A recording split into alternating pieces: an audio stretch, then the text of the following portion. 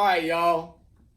We are here in Indianapolis, Indiana, which I love because as a basketball fan, even though I'm not an Indiana fan, I am a fan of the sport and the game. High school basketball. High school basketball, I can get behind. Hoosiers for sure. I got a Gene Hackman Topps autograph card. But anyway, at one of my favorite shops in America with one of my favorite card guys in America. And this is awesome. He says that about everybody. No, this is true. Like, I'm starting with you and Ryan for a reason, brother. And it's really cool because the first time I ever came in here was last year. And it was amazing to see how busy this place was. At this table, people sitting around and people constantly coming in, like getting their box and leaving and doing that. But it was just a chill spot. And I was like, this is what I remember. Which I know we're going to talk about because that was very purposeful. Mm-hmm. But I just loved that feel. And then it was really cool because then this led to a long friendship. And it also led to another friendship with somebody else with at NBA Auctions on here. Alex, my man Alex, had left his card here with him and said, I'd love to meet Jimmy, and then he passed on, and that connected, and that's actually where I'm going this weekend. That's where you're going to New York? Yeah. Nice. We're going to a Knicks Kings, see De'Aaron Fox. Yes. Do that. Yes. But it's really cool because we actually first met at National, and I'll let him tell that story a little bit, just a quick meet, and there was just a really cool vibe.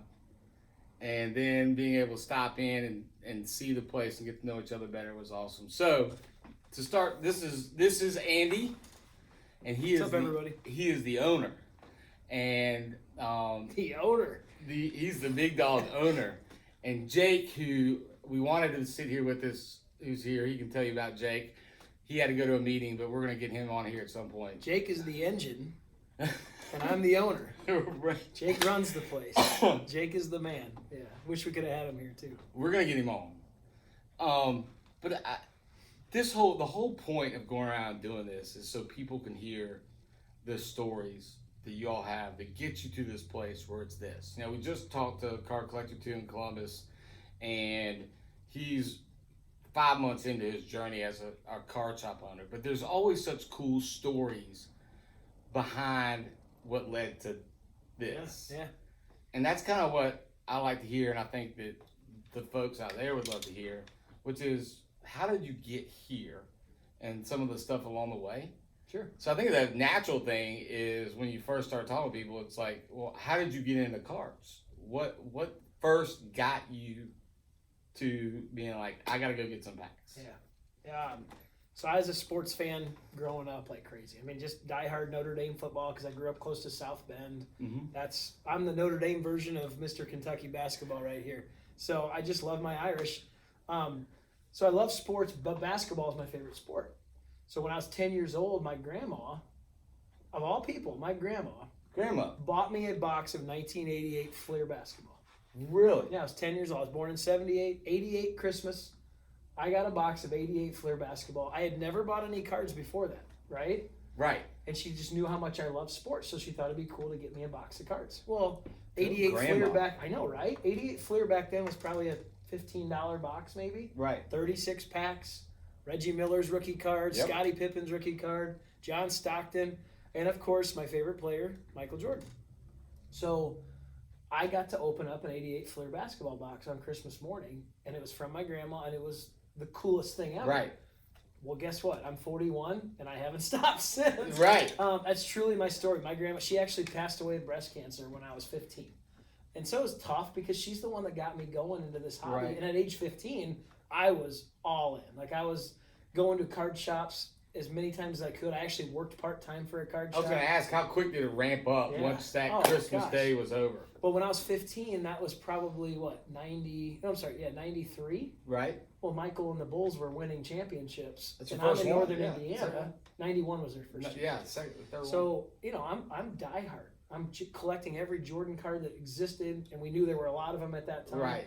So it just never stopped. I go through high school, worked at a card shop, collected Jordan cards. Now we know how Jordan inserts are.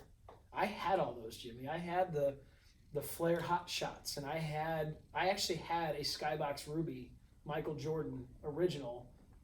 Don't know where it's at now. Oh my god! I had an original Skybox Ruby Jordan. I mean, I had so many cool cards back in the day, but I loved Michael, and I just kept hoarding them. Right. The one positive thing is I didn't collect very much baseball, and we all know how baseball was in the 80s and 90s. Correct. So thank you, Grandma, R.I.P. Right. for getting me started in basketball. So, and I still to this day have the 2 original Michael Jordan 88 Fleer cards in my safe from that box. From that Christmas Day box. Yeah. See, that's the best. I still have them. I'm I the same way. have the Reggie Miller rookie, 2 Michael Jordans, and the Michael Jordan All-Star card that I could pull out of my safe and show you right now. I didn't grade them because I don't need to. What am I going to do with them, right? I'm going to keep them for the rest of my life. Yeah. That's what got me started. That's the exact same with people often ask me, and I want to ask you, what's your favorite card that you own? And for me, it's a 86, 87 Fleer Jordan that was bought when it was a $100 card that my dad gave me. Nice. And he didn't do cards or anything like that, but it's like, it's not, are you going to grade it? No. I mean, like, I want it just as it was. Don't need anything else from it. That's my favorite story and my favorite sentimental card because it's the first thing that ever got me started. That's For some amazing. reason, though, my favorite baseball card is the 1956 Topps Mickey Mantle. I don't know why. I just love that card. Really? I like the smile of his face on that picture. It's an action photo going along with the smile. Oh, yeah. So ever since I bought this card shop back in 2012, I promised myself I would get that 56 Mantle and I would build off of it. Really? So I bought an ungraded one when like the first year that I had this shop. Then I got one as a PSA 3. Well, 7.5, 8 years later now, I have a PSA 7 sitting in my personal collection. Really? So I'm just gonna, if I can afford to, we all know the price jump Oh, yeah. from 7 and up is just ridiculous. But Right. I'm just gonna keep trying. But But I just love that card. That's my favorite baseball card of all time. that's amazing. Yeah, it's I weird. didn't know I don't that. even like Mickey Mantle for you. I just love the Not a look of the Yankees card. guy, not No. just, that's the card. Yeah, See, that's cool. That's the Yeah. stuff I really like to know. yeah, it's fun.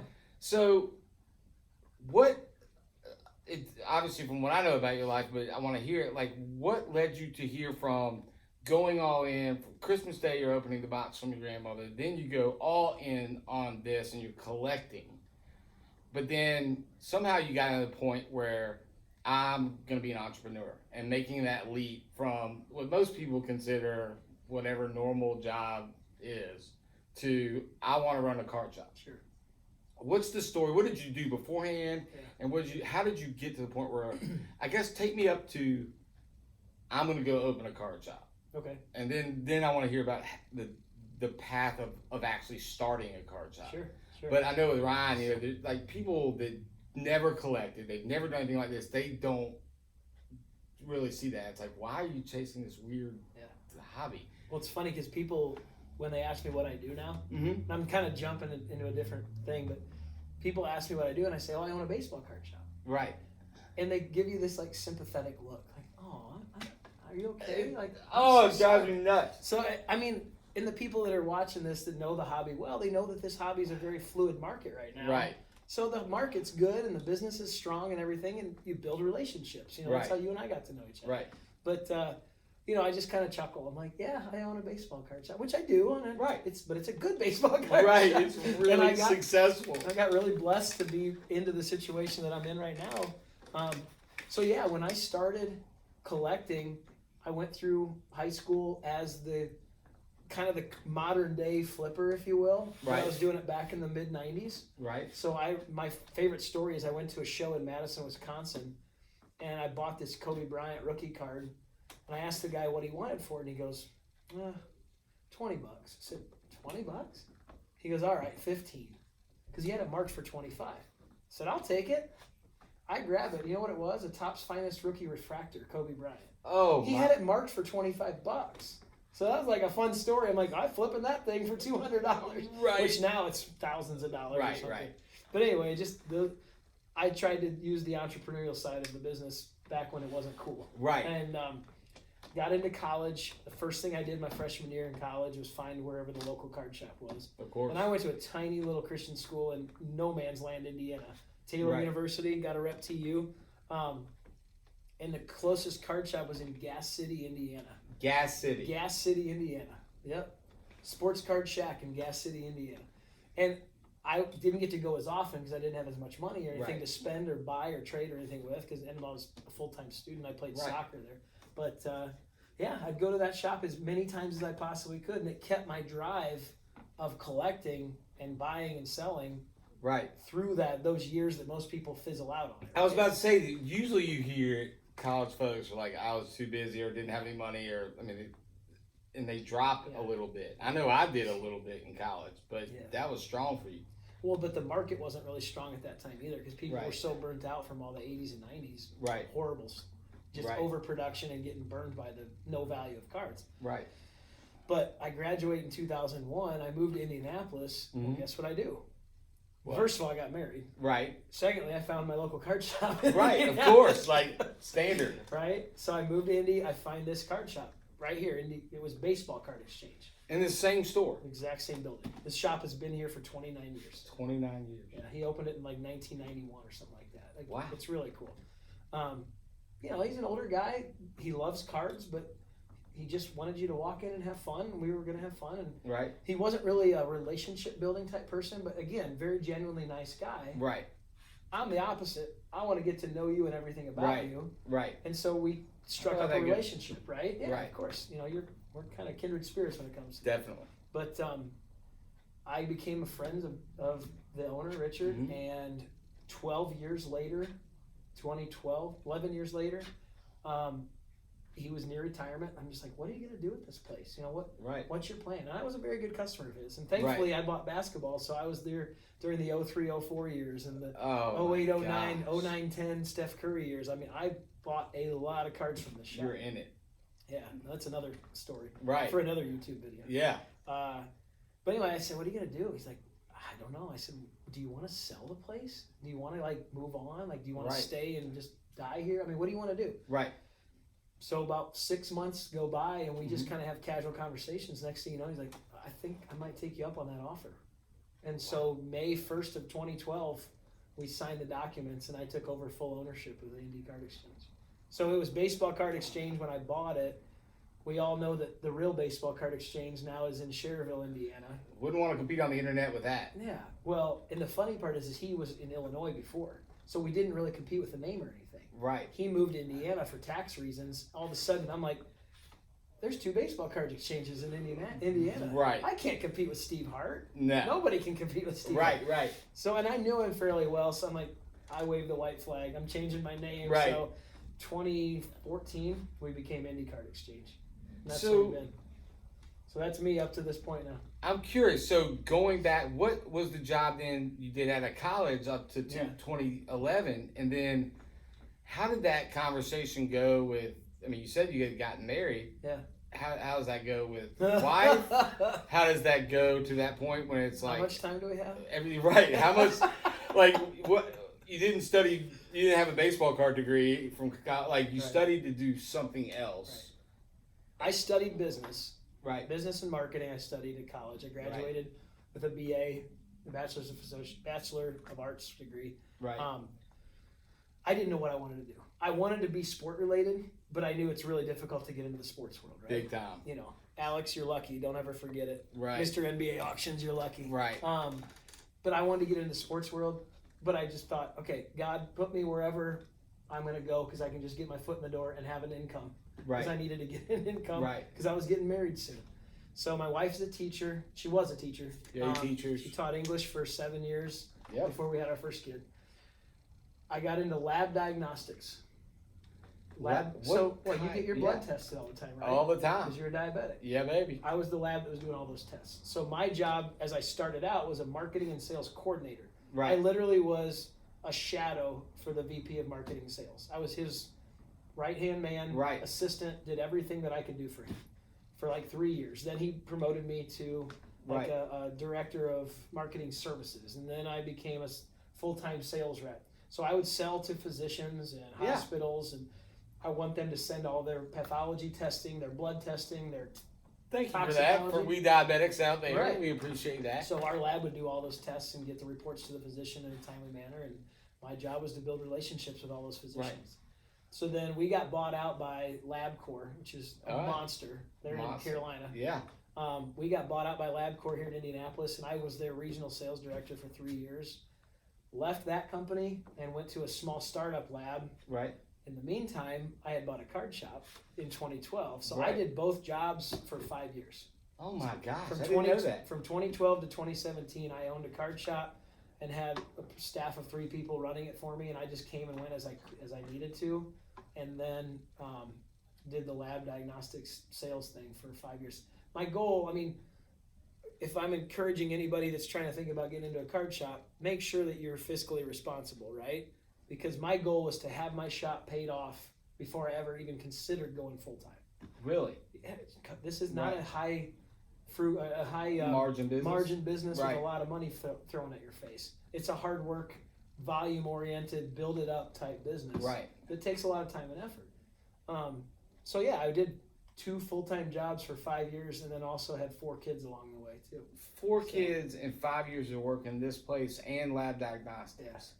So that's a really good segue. So I think about just having been in startups myself and watching the work that goes into that. And now clearly that was your plan, was to work these two. I think about the Andy's 2.0 and the Ryan's 2.0 that are out there, that they feel that they're right now in that 15, I'm all in, and they just did that trade, $25 for $15, and they're starting to see the entrepreneurial part of this. Yeah. What advice would you give? You say fiscally responsible, but even more detail. What would you say to them? Just some tips along the way, like this is what I want to do, be it online or in person. Yeah, I encourage it. I mean, Right. I'm fully supportive of anybody who wants to sink their teeth into this hobby, whether it be strictly for a monetary reason, hobby collecting, gambling, opening product, which I try to keep them scaled back a little bit. Right. That's probably the hardest job in the entire industry. Really? Explain that. I'd like to hear it. Well, let me finish the whole, because I'm a Sorry, I'm just enjoying the. we're Sorry. both tangent people. We Right. like to run on tangents, but I encourage it. I try to help people and guide them because I was there. It's weird. You and I are in our early 40s, right? Right. We're the old guys of this hobby. That feels so weird to me. And I feel that way now. I've gone from being the young guy in an industry, lab diagnostics, because you got a whole bunch of doctors and Right. pathologists and all this kind of stuff, to being the wise owl now that has to give all this advice to everybody. Right. I love it. I like being Right. an old man at age 41, but I will give, I mean, I helped, I'm not trying to toot my horn, but I love Yeah. helping Ryan Johnson get his card shop set up. Yes. I will help anybody who has those dreams. He's and so aspirations. appreciative, dude. He talks about Oh. you and RBI all the time. Yeah, Ryan Bannister is one of the best people in the world too, and Yes. he's one of my good friends, and you'll probably do this with him as well. Definitely. Love you, buddy. By the way, The best. it's a network of people that you want to help, and any of those entrepreneurs that come and want to get their feet wet Right. in this hobby. There's a lot to learn. Some people think that there's just money throwing around in this hobby everywhere. Right. That's not the case. It takes a lot of work. It takes relationships. It takes having product. It takes knowing how to buy stuff and how to sell stuff. Right. So yeah, that's Well, what's my the advice. specific difference, I guess, on the jump between, which would be now, which was different from when you were doing it, but selling online to owning a brick and mortar store, right? Like, what's the hardest part of that? Because it seems to be product driven, and you have singles, but wax seems to be the key. I just would love to know, like, making that jump from buying Kobe, selling him higher, to store supplies, all that. What difficulty did you face in adjusting that overhead. overhead? I mean, brick and mortar stores are not the popular thing right now. I Right. think GTS told me a couple of years ago, even, or maybe a year ago, Mhm. that the market share of breakers to brick and mortars is 65-35. Is it? 65 breakers, 35% brick and mortar stores. It used to be 90-10 5 years ago. Right. Brick and mortars 90 and breakers 10. So the big fulcrum has shifted like crazy to Quick. breaker heavy. So, the advice to this situation, and I told Ryan Johnson this, he did it the right way too. He acquired a business, and he did it Right. the right way, because you acquire the vendor relationships, the Right. direct relationships with Panini and Topps and Upper Deck and Leaf and everything. Right. Because this business is super hard getting your foot in the door, because they're not even accepting applications for Right. new businesses that want to start up. Right. So it's tough. You gotta. I was acquiring a shop before braking became something. So I really feel like God blessed me in a timing perspective. You got it right. Super blessed to be there at the timing. If it was 5 years later, and I'm not where I'm at right now as a business. So it's really interesting. So my advice to the startup person that's trying to make this a full-time gig, right? They don't have the overhead of a card shop. So keep your margins back into cards and keep your overhead as minimal as possible. It's really good advice. Yeah. That's smart. The interesting thing that you said was that this isn't the popular thing, like it's breakers and all that, but the brick and mortar aren't where the industry is. However, I've been called a dinosaur before. Yeah, but you wouldn't know it.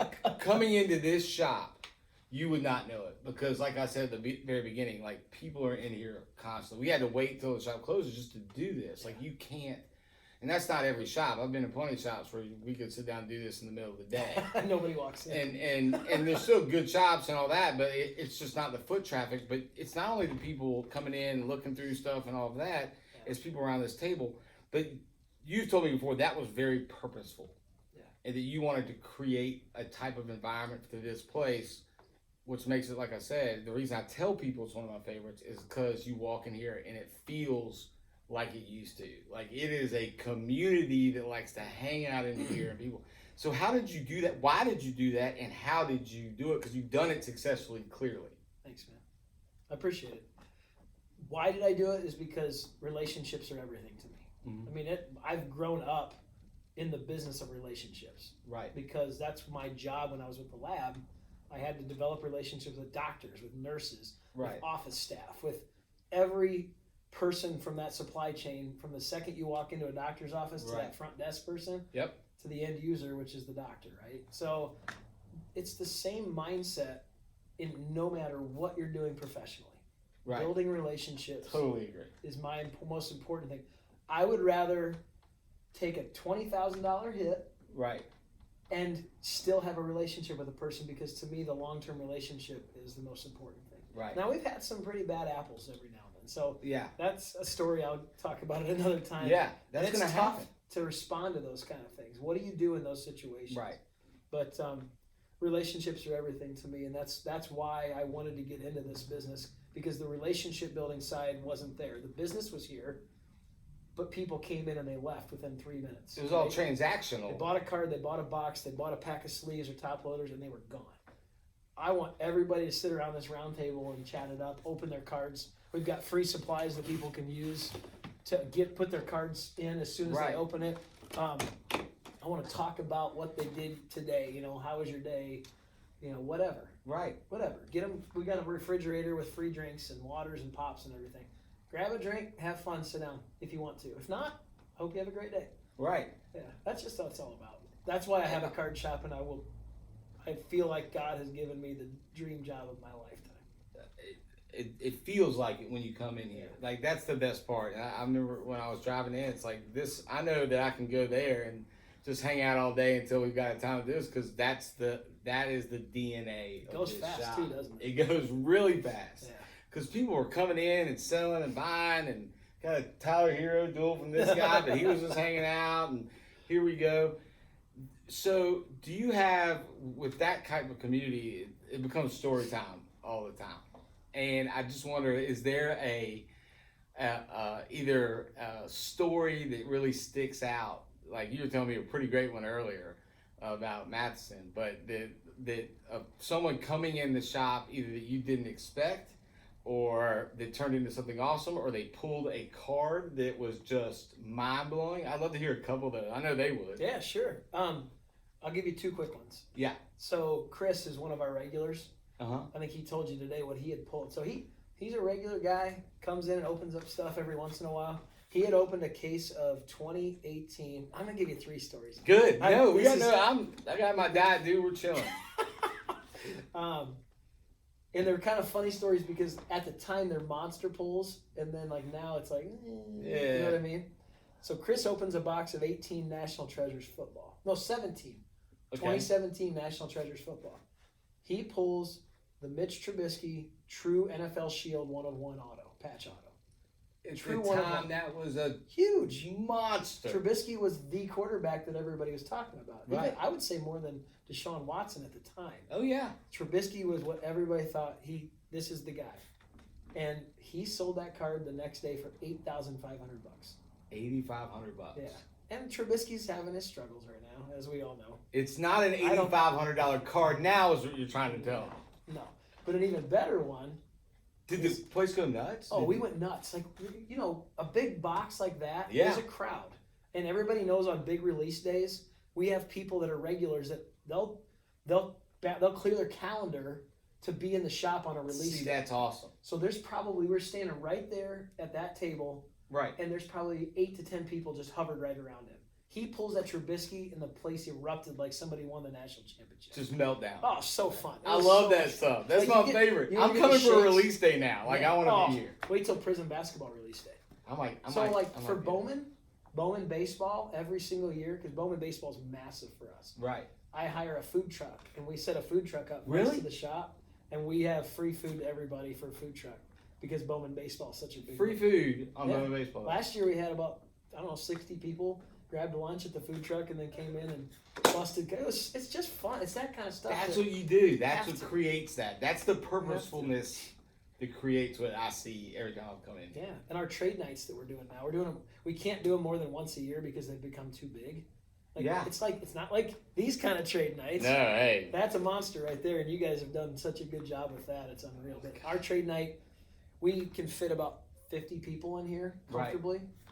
We had 110 people come through our last trade night, and it was It's the same overwhelming. spirit. Yeah, It's the exact same spirit and people of from Boston and Tennessee, and I mean, we had MC Sports Cars and DeCaptain, and coming from Boston area flew in for the trade night. We had Nash Cards from Nashville. Yeah. That guy's awesome, Chris. Yeah, just Nash is so great. many people coming MC's in. great. Yeah, they're all good people. So, I don't know. It just makes you love the hobby even more. It does. Oh, back to my pulls. Yeah, See, yeah, I go sorry. on tangents. No, I do too. 2012, first year that I owned the shop.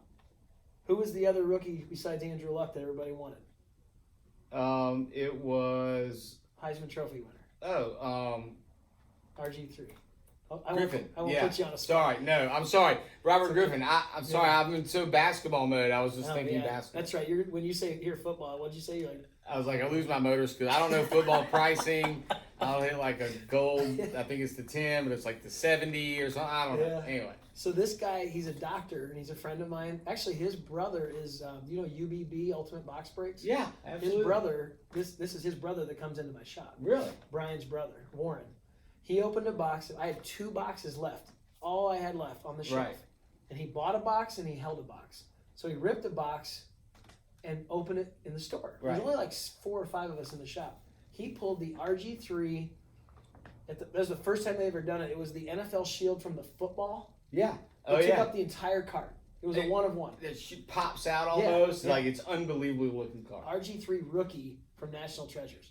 You know how much he got for that card when he first pulled it? How much? $7,500. And again, Whoever has that card now has got to just, oh God, I feel sorry for him. I want to buy him some $7,500. Subway or something, right? Because of RG3. Like, I feel like I could just buy the guy a sandwich. That was, So that was a rough one right there. That one, I felt so bad for the guy. I felt so bad. I feel so bad for the person who has it now. who has it now? So happy for Warren when he pulled that card. This is not a lesson about football cards, but it could be a lesson about football cards. But it is You crazy. could buy Patrick You Mahomes. could have got Mahomes for nothing back then Nothing. too. Yeah. That's the game. But that's another podcast thing.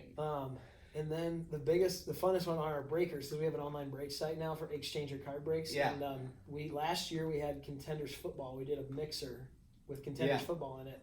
$45 a spot. And a guy got the New York Giants. The true Super Bowl 1-of-1 ticket was pulled in our shop. You're kidding. And the guy sold it for $6,500. So his $45 spot turned into $6,500. That's a big margin. It's pretty fun stuff. I mean, there's a lot more I could tell. It's crazy. No, but that's the fun. That's the Yeah. beauty of it. I mean, Yeah. obviously I've been experiencing it quite a bit lately, but I just love that everybody's crowded around all that. But it's here. It's here. Yeah. It's here. My favorite pull, my personal favorite pull, Yeah. 05-06 Ultimate Collection basketball. Yeah. I was standing right here at this counter, Right. and I opened up a box, and I pulled the Scottie Pippen Logo Man Shield 1-of-1 You're auto. kidding. And that was when the Logo Man had just started hitting the market, right? Right. Scottie Pippen. I was so excited. I hugged the guy who was like the least touchy person you'll ever meet. I just grabbed him and hugged him because that's just who I am. Right. I pulled the Scottie Pippen logo shield. Like, I thought I was just done ever collecting because I pulled Right. one of my greatest cards of all time. And I wish I still had that card. Man, I wish I had that. That card. is awesome. So that's my best personal pull in this shop. Was the guy like, I'm not a hugger? Yeah. Oh, he hated it. Yeah. He hated it, but I just kept embracing it. That stuff is the best. I definitely hug a lot on great pools, or just anyway. But We've hugged like it out a you, few we times. definitely hug it out. I mean, I could walk. We can ride a tandem bike next. But that kind of, I love, one thing I love about the brick and mortar is also when somebody brings in something.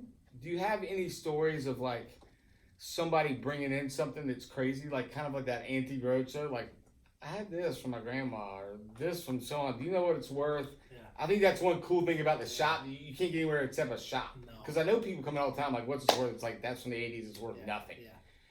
You know So, what? Can I go get it real quick? yeah, absolutely. I love this stuff. You all really have to come see this place sometime if you're ever in Indianapolis, because it's one of the best, hands down. All right. I know dead airtime is not good. No, so I don't care. This is this story is awesome. So this is a woman and her mom that came in because their grandmother had just passed away. Right. The mom's mom had passed away, and the granddaughter was here too. Right. They walk in with this nasty old shoebox of stuff. right. I'm like, oh no, this is another 80s, 90s collection or something. Right, here we go. They open up the shoebox. Inside is about 3 rows of cards, all from the early and mid 1950s. Oh, Lord. I'm like, there's some good stuff in here.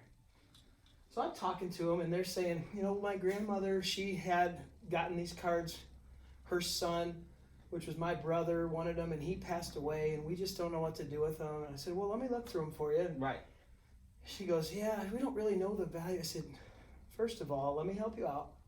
You have 2 Hank Aaron rookie cards sitting in this box. 2. One was creased up, but the other one was in really good shape. And then they had these panel cards that I'd never seen before. I had no idea what they were, but they were from 1954. So she tells me the story. Yeah, my mom had sent a letter to Topps and asked, you know, why Stan Musial isn't in the 1954 Topps set. Right? Right. No, the 53 Topps set. 53. Stan Musial's Definitely not in the not. set. Okay. Well, he's in the Bowman set, kind of like what Mickey Mantle. Mickey Mantle wasn't in the 54 or 55 Right. Topps set. So she's telling me the story. I'm like, that is such a cool story. I said, but I'm not familiar with these things here. I said, what do you want to do with this stuff? I'm happy to help you however you want. She goes, we don't know what it's worth. I said, I think you've got, with your 2 Hank Aaron's and some of your other cards, your collection's worth about $6,000. I said, I'd give you $4,500 for everything. Right. Because I try to pay strong so that people know what they have it's worth and Right. then what I could pay for it. Right. So, come to find out, there was this letter that was inside that box, right? Right. This letter is something I will never get rid of. It's a letter from the owner of Topps, Cy Berger. I don't know if you know that. Yeah, of course. And I can't really even, like, we can show it on camera. Cy Berger wrote this letter to this woman, dated September 2nd, 1953, and it says, Dear Mrs. Styring, thank you for your friendly letter regarding your son's collection of Topps baseball cards. We're sorry to tell you that Stan Musial is not included in Topps 53 baseball series. Oh my god. Currently, there are 400 players on the Major League roster, and our series contains a total of 280 players. Sincerely yours, Topps Chewing Gum, Cy Berger. I've got to Signed share by this. Cy Berger. We can take it over here. I don't want it to get messed Yeah, up. it's okay, but it's really frail. But it's an original letter to this woman Look at from that. 1953. Well, we all know Topps didn't even start baseball cards until what, 51? Right. The first real set they did was 52. This is a letter from 53. That's unbelievable. So it's just cool stuff like this. That's the I- kind of story that's I unbelievable. can't like replace something like this. Nor will I ever. I'm No. gonna keep this for the rest of my life. So I bought the collection. They were like they couldn't believe that I was going to give them $4,500 For baseball cards. for baseball cards. And I sold a lot of the stuff, got most of my money back. Right. I've always wanted a Hank Aaron rookie card. Right. So I got the good one graded, and it came back a 6. A 6. And I still have it in my own personal collection. That's how you do it. It's a fun story. Plus that. Yeah, it's a really cool story. So that's the best walk-in story I've ever experienced, just because of everything that was around it. Like, there's been better collections, Right. but nothing that came with this kind of story to go with it. It's the uniqueness of the hobby that lends itself to those type of things walking in the door that is so fun. Because I wasn't a vintage card guy until I bought the shop. I had Right. to learn from a guy named Wayne Johnson, who he unfortunately just passed away of a heart attack last year, but he was my mentor. And everybody in the vintage card world knows or knew Wayne Johnson. That's incredible. He's from an hour west of here in Indiana. But I've never even seen anything like that. isn't that cool? It's from Tops, like in 1953. It's Cy Burger. Like Yeah. I know that name. I don't know what the value is. I'm sure it's got some value, but it's got. it's gonna stay with me forever. That's incredible. Yeah. Have you ever thought of framing it? I need to. I need to Yeah. preserve it because having Like- it folded up in a top loader is probably Right. not very smart. Like the right glass, Yeah. UV protected, all that. That's unbelievable. Yeah, it's one of my favorite mementos of the hobby right there. That's what you get from being a shop owner. That's Yeah. pretty special. Yeah. That's unbelievable. Well, these are the kind of things I wanted to discover. Come out here doing this. I guess the last thing I really wanted to ask. I mean, we could do this for about 5 hours. I think we could talk forever, honestly. But we'll save some of it from when Jake's back too. Yeah. But I guess the last thing is just to describe your store to those people that, in case they are coming through Indianapolis, like I was that time I met you, and because it's got so much and different things here, and you're breaking and all that, just so they know how to get in touch with you. Yeah. But man, this is awesome. So I'll let you tell. I'll let you brother. tell them. Love you lots, man. Yeah, thanks, man. This Appreciate this is the best. Yeah, so it's Indy Card Exchange. Like I said, I've had it for nearly 8 years now, getting on close to 8 years, and our website's indycardexchange.com. We're on social media, Ball Card Exchange. If you type in Indy Card Exchange on Instagram or Twitter or Facebook, you'll find us. We love. Can't thank this guy enough for becoming a friend and obviously a good partner in this hobby, because he's what makes this hobby great. That's all I can say. I love this guy. So yeah, I appreciate everybody's time, and if you watch this whole video, hopefully it was entertaining. Yeah. I mean, it certainly ended the right way. Yeah, right. And that, to me, it's vice versa. When you're like me and you're mostly a consumer, it's the people like this that you can trust, and RBI and Ryan, that you trust them implicitly to help navigate you through the hobby, and all this stuff is coming, because it's hard when you've got other jobs and other things and lives and all that, and this guy can do it. I'm happy to help. I tell people all the time, hit us up. We'll help you in any way, shape, or form, because there's so many new people that are getting their face or their bodies into this hobby right now. Oh yeah. And we want you to spend wisely. We want you to feel as educated as you can. We know that some good things, bad things happen in this hobby, but Jimmy, Ryan, all the guys that are in this hobby for the right reasons, we want to be that core nucleus that you can lean on if you're trying to figure out what's next in this hobby. Yeah. I'm talking too much. That says it best. That says it best. So check them out online, and thank you all very much for hanging out with me and Andy at Indy Card Exchange. See y'all later. Thanks.